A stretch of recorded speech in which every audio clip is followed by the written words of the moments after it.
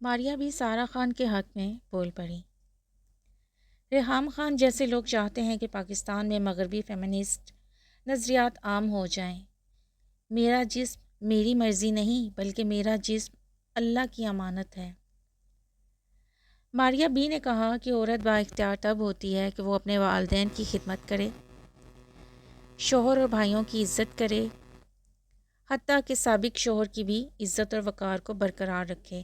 خواتین کے خلاف جرائم بڑھنے کی ایک بڑی وجہ اسلامی تعلیمات سے دوری ہے۔ ایک مرد عورت کی کیسے عزت کرتا ہے، کیسے اس کی حفاظت کرتا ہے اور کیسے اس سے محبت کرتا ہے۔ سارہ خان نے بالکل درست بات کہی ہے۔ سارہ خان نے ایک انٹرویو میں خود کو فیمنسٹ کہلانے سے انکار کرتے ہوئے کہا کہ وہ ایک روایتی عورت ہیں، لائن میں لگ کر بل دینا پسند نہیں کرتی اور چاہتی ہیں کہ ان کے شوہر یہ سب کریں۔ اس پر ریحام خان کا کہنا تھا کہ سارہ خان آج جو کچھ بھی ہیں وہ خواتین کے حقوق کی جدوجہد یعنی فیمنزم کی بدولت ہے۔